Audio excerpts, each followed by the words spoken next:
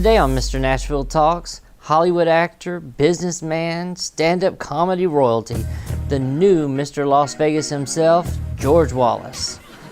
The economy. The economy is so bad, I went to McDonald's the other day, I ordered a double cheeseburger, and they took the one I had and just folded it over. As an actor, we've seen George in blockbuster roles such as the Mayor of Gotham City and Batman Forever. You've seen him in the Coen Brothers' The Lady Killers, A Rage in Harlem, The Wash, Punchline, and most recently in the civil rights indie film Jericho, where he delivers a full-throttle performance.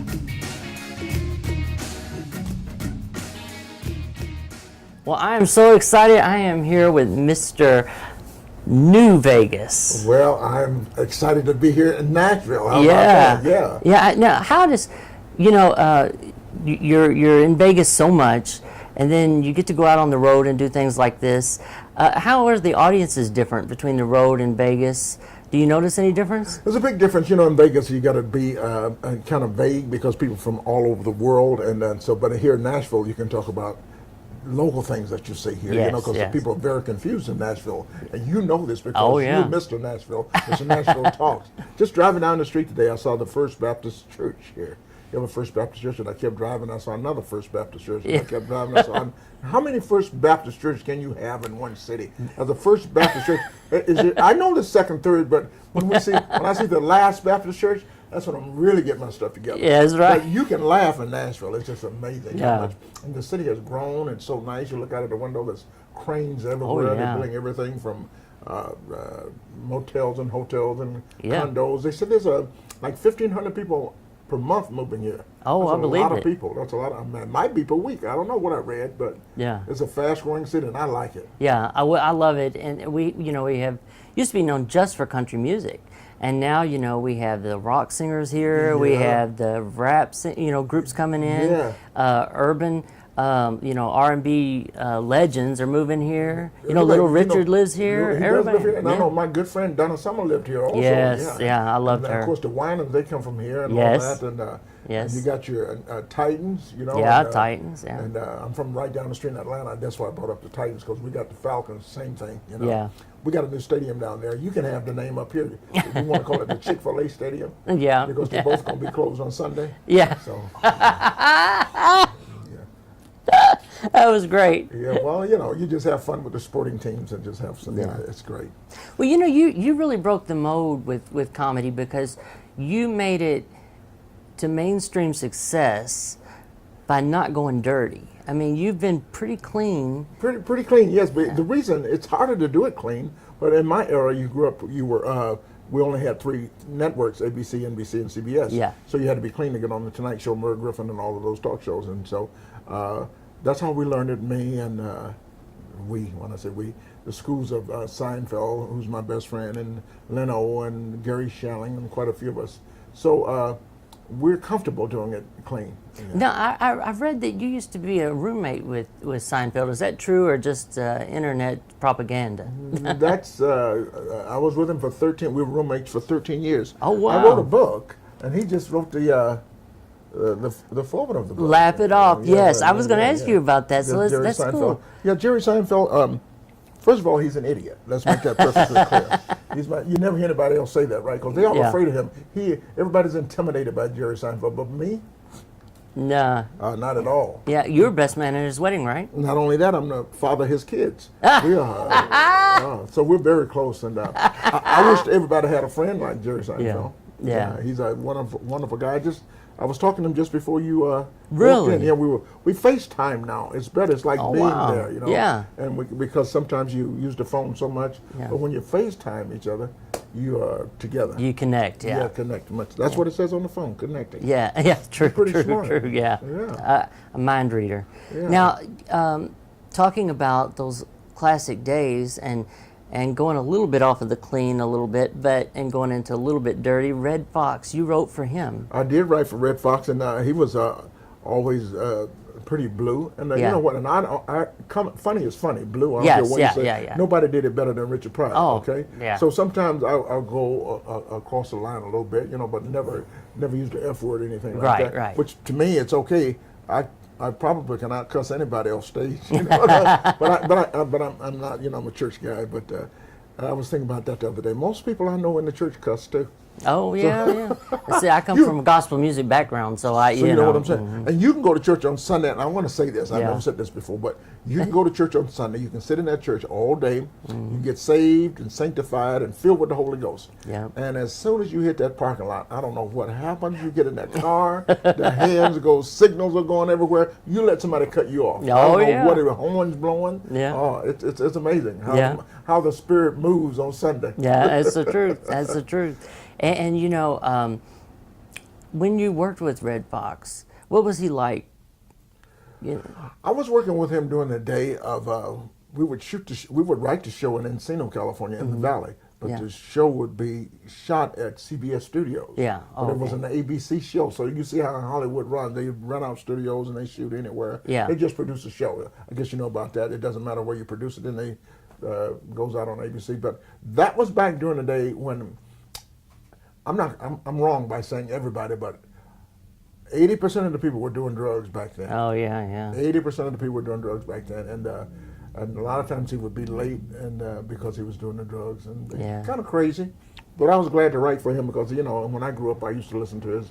They used to call it blue records, party records. Party records, Party yeah. records, and they would be dirty. We was, you know, our parents. I don't know what our parents thought we were doing. They thought we were stupid when they leave the house. Yeah. Of course we go in, and you're not old enough to remember. We had a combination. There was a television, a radio, and a phonograph. Yeah. together. Oh, I remember. You remember? Yeah, You and they remember? look like furniture. Yeah, they look like a piece of furniture. Yeah, we call it a they're nice combination. looking. Yeah, Yeah. nice looking. And so we would put those records on and just listen to Red Fox and Mom's Mabley and Judge Pinkney. Love Markham. Mom's Mabley. Mom's Mabley was great, right? Oh, man. Oh man. So that's the school I come from. And of course, Rodney Dangerfield. And the reason I'm in the business is Red Skelton. That's Really? Yeah. Really, Red the Skelton, hero. all of the characters that he did are just wonderful. Yeah, Wonderful. yeah. Well, that explains a lot because a lot of, like even Mom's Mabley and stuff, they would go to the line a little bit, and I'm sure she had, you know, some that were over the line, but for the most part, she was pretty clean. On What's blue now and blue then? Yeah, is a big different exactly. story. Exactly. She would say something really dirty like, Jack and Jill went up the hill. Jack had $1.25. When they came down, Jill had $2.50, and they didn't go up for water. Now that was considered dirty back then. Yeah, yeah. The doctor told the lady she was sick to go home and shoot herself right below her left breast, and she went home and shot herself in the knee. So things like that was considered like X-rated material back then. But Yeah. if you think about that now, that is nothing. No. You watch TV this morning. Yeah. Son of a bee. Yeah.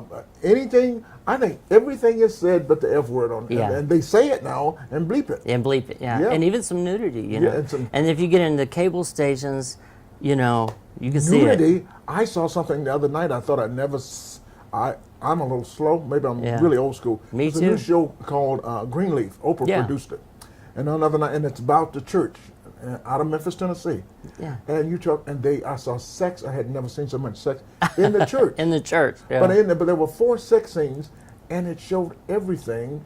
The lady just doing real things I can't even talk about Yeah. on this show, you know? Yeah, yeah. I did watch it, though.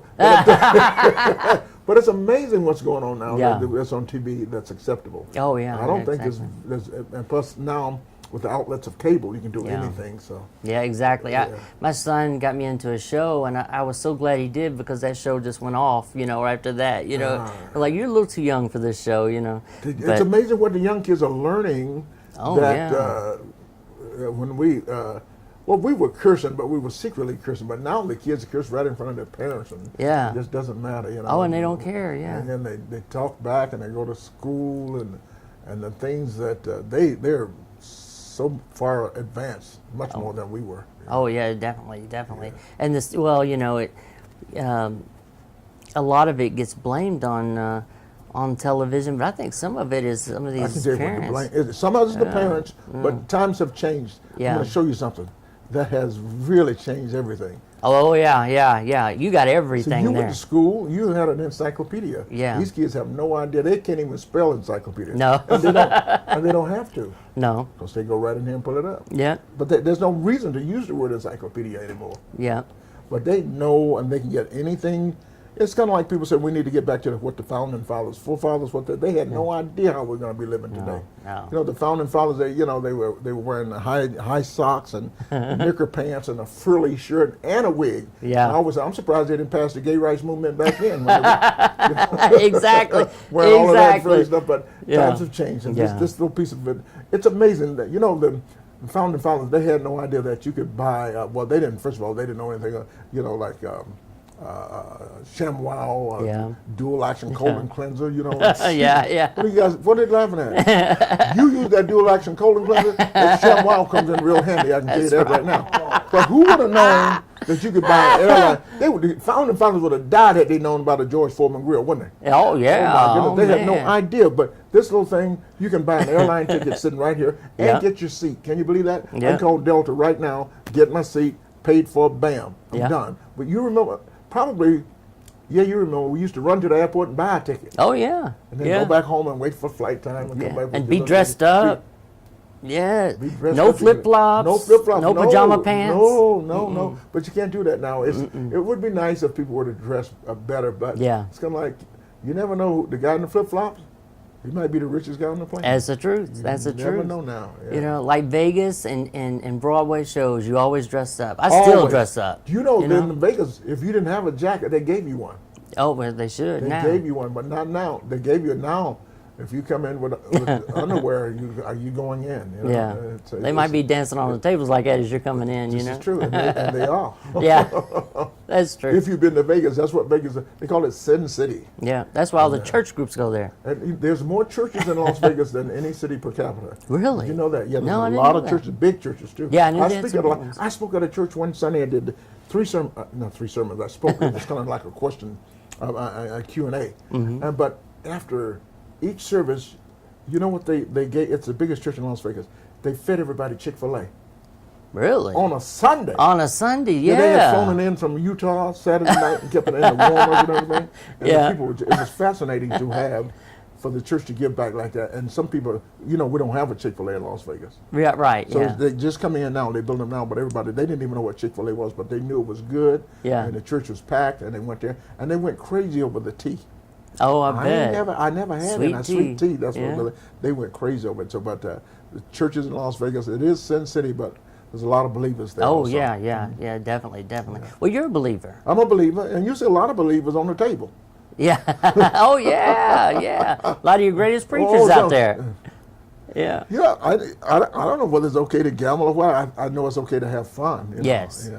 Well, I think as long as, and I'll probably get some flack, but I think as long as... It doesn't matter what you say, you're going to get a little flack. Exactly. Yeah. And I think if your family's fed and you're taking care of your business and you're taking care of your responsibilities and, That's first. If you got all Yeah. that done and you want to have a little fun, go ahead. Like Yeah. I live in the casino, okay? Yeah. I live in a casino. And I might do $200 a year. Yeah. I mean, I sit down with friends, let's say $200 twice a year. And to me, it's just like, whether I win or lose, I'm done. I'm finished. Yeah. Because I know for a fact you can't win. The worst thing could ever happen to you in Las Vegas, if you win $100,000, they got you. Yeah, you ain't, yeah. They got you. You got, and they'll get it back, and you'll always go back and says, I did it once.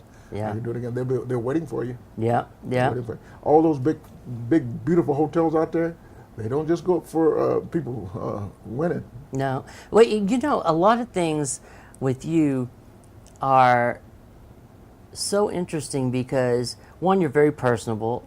A lot of, and you're very jolly and happy.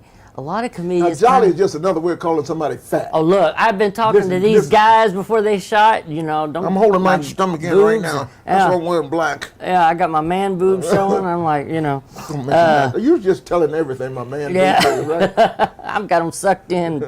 I tried to do everything, tape them down, but it didn't work. But no, you have a degree in marketing, and I think what I was starting to say when I was talking about the jolly is a lot of the comedians kind of self-loathe, very depressed. Their children will talk about that. Yeah. Never happy outside of work. And from what I hear about you, everyone says you're always happy, always fun, and so you're kind of an enigma in that sense. And then also you have this marketing degree where you can promote your own shows. No, I'm very blessed. Yeah. They call people say live your dreams. Yes. I wanted to be a comedian since I was 6 years old, and I was telling jokes. You know, we talked about Johnny Carson and Rodney Dangerfield, Richard Pryor. I would go to school and do their jokes. Yeah. And the next day, people would laugh. And so, if you're making people happy and everybody's happy, people want to be around you. And everybody should be that type person. When you walk in a room, you should cause somebody to smile. If you don't, you got a problem. You know. Yeah. So I love making people happy. And when I see happy people, it makes me happier. Yes. And I went to school. My first degree was in transportation. Now. Oh, okay. Transportation. Now a lot of people go in transportation. What was it? A bus driver, taxi driver? Many people don't understand transportation. I love teaching this and lecturing. Transportation is the #1 industry in the world. If you were to ask most people, they would say the oil industry or automobile industry. Yeah. But transportation. Most people fail to realize the shirt that's on your back, the shoes, the sofa you're sitting on, the chair, the lights, the lamps, the camera. Yeah. Everything had to get to you through some form of transportation. And this city still has trains that go through the city. Yes, yeah. And so there's a lot of, there are 5 modes of transportation. You got rail, you got pipeline, you got air, and you got water and trucks. Yeah.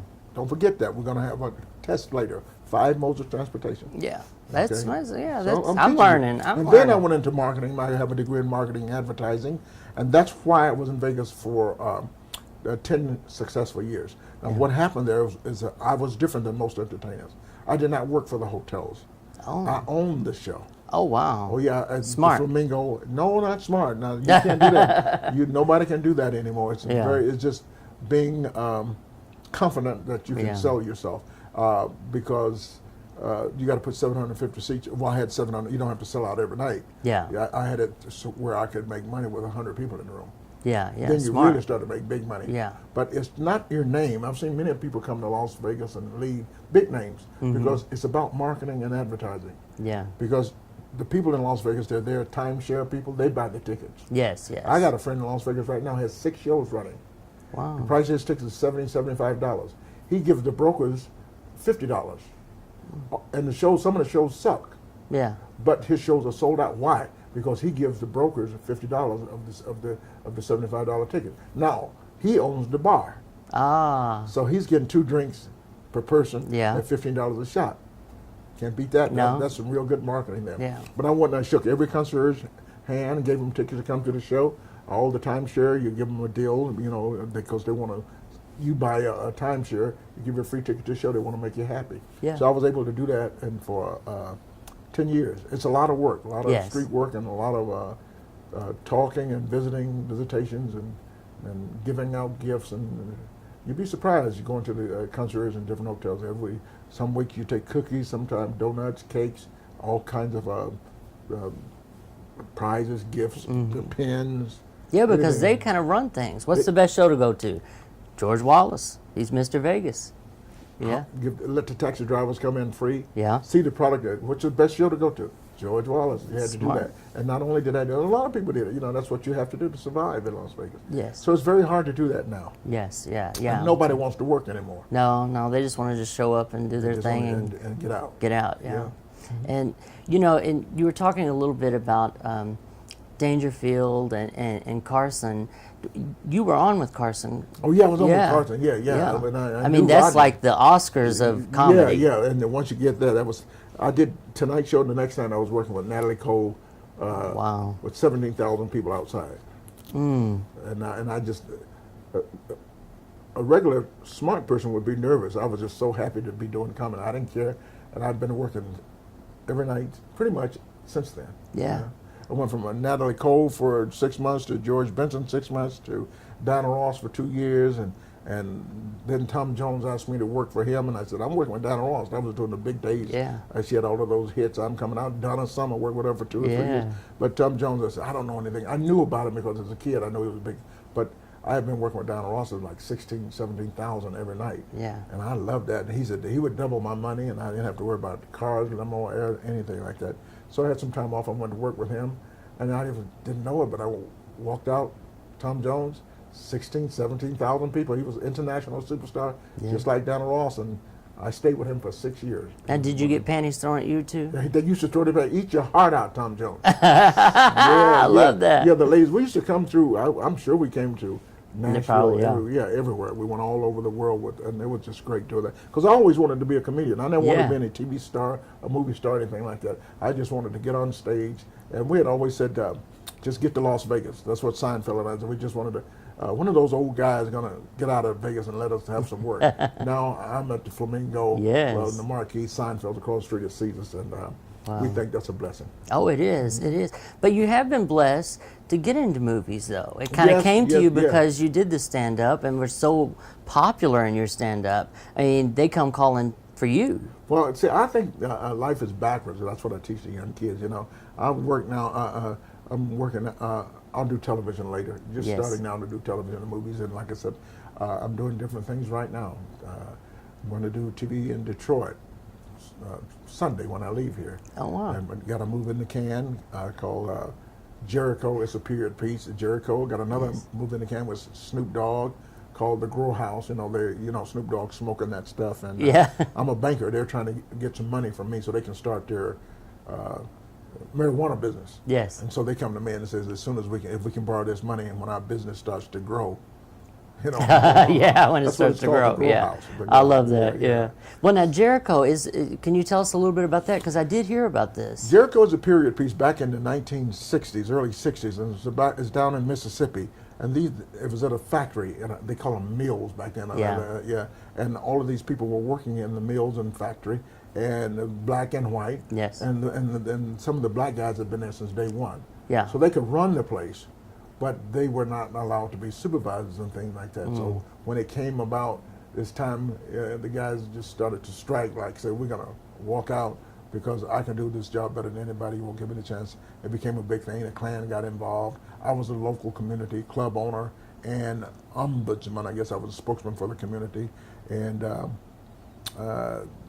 I would tell them what to do, like a leader, but I didn't want to get involved in the race. We went to church and everything like that. Yeah. And I told them, we got to fight back, we got to do this, we got to put the hurt on them, we just got to bring it. And they said, and then somebody stood up and said, we want you to be our leader. I said, hell no, I'm not your leader. I'm just telling you what to do. I'm too old for this stuff. But sure enough, they had a big fight with the Klansmen come down with the guns, and and it was getting ready to be a bad moment, and out of nowhere, I showed up. The guy that said he wasn't going to take any part, I showed up and says, put the gun to his head, said, go ahead and try me. Oh, I love that. It's a real good story. I can't wait to see it. And I'm not explaining it very well. You got people in there like Irma P. Hall, she did a lot of acting. Jo Marie Payton, she was on the lady Urkel's next door neighbor. Yes, yeah. So it's going to be, the movie right now is it's an independent film. Yes. And it just come from Paris, the Pan-African, what do they call it? Film, Cannes Festival. yeah. He won Best Actor, the guy. It's playing in the Macon, Georgia Film Festival. I saw that. Yes, I'm going to go down there. And are you? That's soon. I think that's Just coming up, 22nd. July, yeah. Yeah, I read that. Yeah, you've been doing your Oh, homework. of course, yeah. If I'm going to talk to one of my heroes, I have to do my. When I tell you you're one of my heroes, I meant that. It wasn't just to get the interview. Thank you so much. Yeah. I've been watching you since I was a little kid. Me too. Back, when we still had the furniture, the plastic on the furniture and all that stuff. All that stuff. Yeah. Oh man, we had so much, and I'm still, in my house in Atlanta and New York City, and I grew up. Did you grow up? Your mom had towels in the bathroom that you couldn't touch. You couldn't touch them, of course. We had to wipe our hands on the walls. I swear, we had to wipe our hands on the walls. But I am in that. Can you believe I'm doing the same thing? I have new towels, and I got brand new towels in my closet. I got really nice towels. Yeah. The ones that sit out there. We got to start using that stuff. Yeah. It's sitting there for decorations. I told my aunt in Atlanta she keeps a good silverware up in the attic. I said, Ruby, you take that silverware down, you use it every day, and let the company eat off the plastic stuff. There you go. There you go. You're going to die, and your kid's going to sell it. You'll never be able to use it. So make sure you enjoy what you have. Live your life now. Yes, exactly. So use it every day. So I got to start using those towels. You got to start, yes. Yeah. Take that plastic off the... I got so many new towels, and I don't have plastic on my sofa now. Yeah. I didn't do that. Well, I'm so glad that we have you here in Nashville. I'm so glad that you sat down and talked with me. Thank you. And anytime Mr. you come Nashville to... Talks. Thank you, Larry. You have any more questions? You got his little...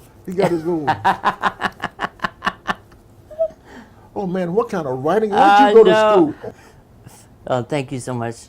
I appreciate it. Well, we're asking it. Oh, that is pretty cool. Yeah. I want to thank you so much for doing this and having me on your show. And I want to thank the city of Nashville for having me in, and it's just fun to be here because you can laugh in this city. When I got off the airplane and I saw the Nashville International Airport, I just started laughing. There's international, and I told, and I'm going to tell them tonight, the only thing international in Nashville is the House of Pancakes. Yes. Let's get that straight right now, okay?